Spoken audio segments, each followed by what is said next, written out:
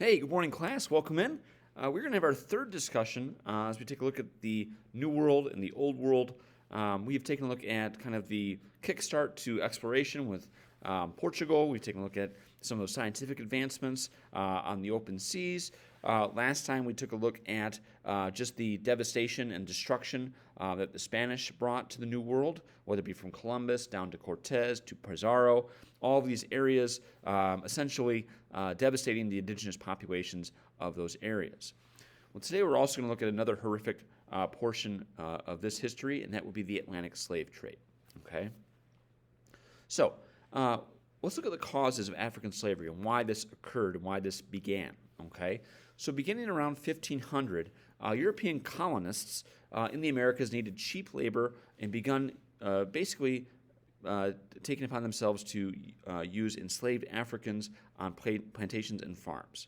Okay, so slavery had existed in Africa for centuries. All right, the spread of Islam into parts of North Africa led to an increase in slavery and slave trade. Muslims believed that non-Muslim prisoners of war could be bought and sold as slaves. Between 650 and 1600, over 17 million Africans were sold into slavery by Muslims. Okay. In African and Muslim societies, slaves had some legal rights and a small opportunity for social mobility. Some could escape bondage through marriage or military service. However, all this is going to start changing once Europeans get into West Africa. So once the Portuguese explored the west coast of Africa in the 1400s, a new approach on slavery emerged. So initially, the Portuguese were more interested in trading for gold than slaves. All right. However, once the colonization of the Americas erupted, so again, all these new colonies that are being set along the coasts on the Caribbean islands, or whether the colonies are being set up in Mexico or now in Peru, the demand for African slaves was put in place, and it was of a high demand. Okay.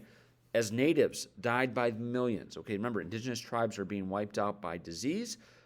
Europeans saw Africans as a substitute for that labor. Okay, many Africans were immune to European diseases. Second, many Africans had experience with farming. Whether within the local tribes, they were able to work as a farming society. Third, Africans were deemed less likely to escape. All right. Lastly, if they did escape, Europeans felt that their skin color would be easy for them to identify. So again, all this racism, all this prejudice is being implemented right off the bat here in West Africa. Now, the buying and selling of Africans for work and all of this that started to occur was known as the Atlantic slave trade.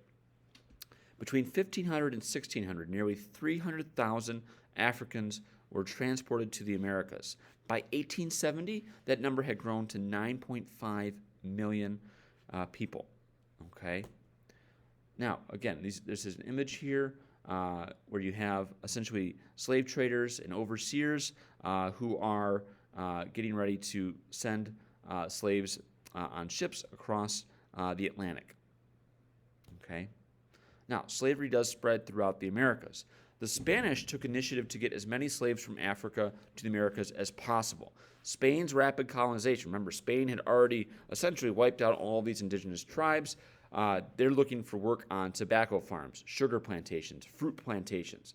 All right, Spain is also going to use slaves to work in gold and silver mines. All right. Now, the Portuguese are going to surpass Spain in the importation of slaves in the 1600s. Brazil became the number one location for the sugar market and required tons of slave labor. Okay.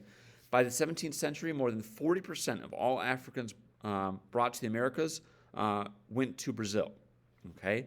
As European nations competed for land and power, this desire for cheap labor grew. This led to even more oppression toward African slaves. Okay.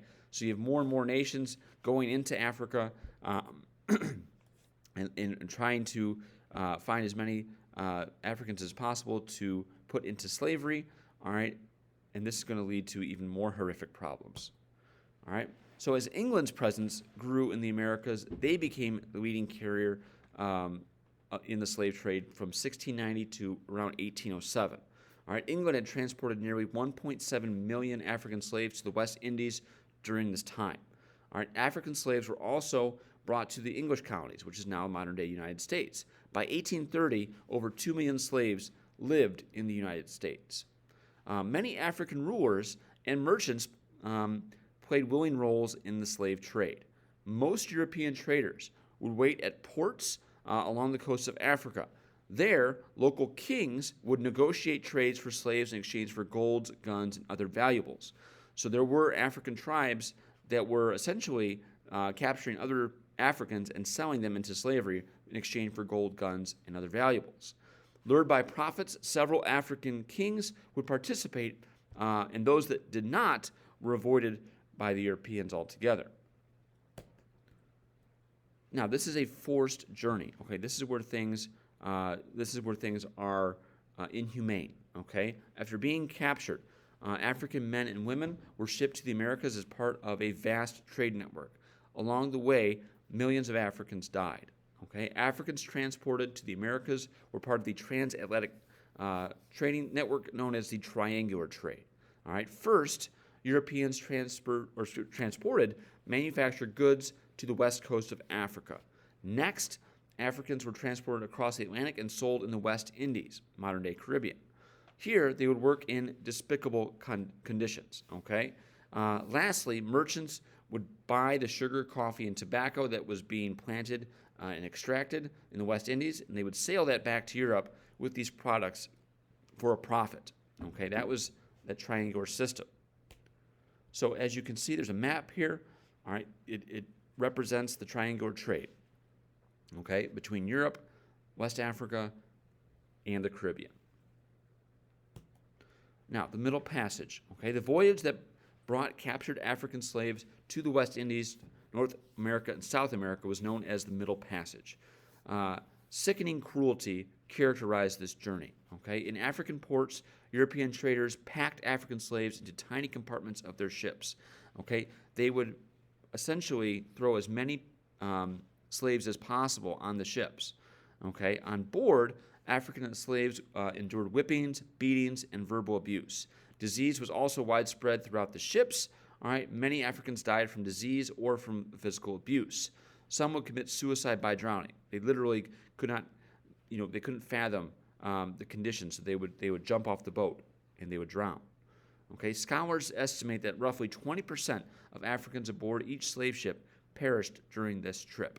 All right, they simply did not make to the West Indies. All right, here's an image. All right, that kind of represents just how the Middle Passage looked. All right, again, on this ship you had hundreds and hundreds of slaves. All right, that were packed into these tiny quarters. All right, despicable, horrible living conditions. All right, and you have a slave in that picture that is about to be whipped. Okay. Now, once slaves arrived in the Americas, Africans who survived the ocean voyage faced an incredibly difficult life in the Americas. Okay, slaves were auctioned off to the highest bidder. Remember, they're not considered human beings. They are considered to be commodities, to be considered a product. They are not considered human beings, and that in itself is it's unbelievable. Okay, but after being sold, slaves would work in mines, plantations, or as servants. All right, slaves had deplorable living conditions. They would live in a shack with multiple people living in it. They hardly had any food to eat. All right, if they got food, it was either rotten or scraps. All right, and they constantly suffered whippings and beatings. And slavery became a lifelong cycle. Okay, it was a cycle. It was a pattern. All right, to cope with these horrors, slaves would stick to their musical and cultural roots and traditions of their ancestors. Okay, they would find ways to pass the time and find ways to get through. All right, and that was through music, it was through traditions, it was through customs, it was through storytelling. Okay, now there are instances where slaves would actively resist. All right, slave revolts began to pop up along the Caribbean and the Americas. Okay, these uprisings were very risky. Okay, you as a slave, if you were to do this, you were putting your entire life at risk. All right, but slaves could reach freedom if they were able to break away from their masters. Okay, and flee to a location where slavery was not allowed.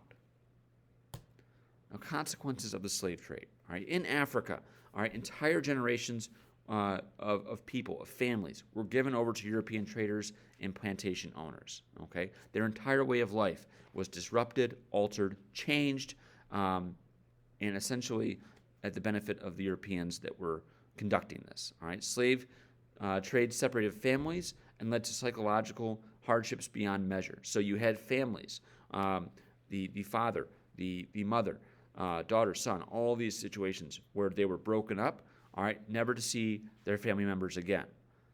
African slaves did bring their culture. They brought art, music, religion, and food to the Americas.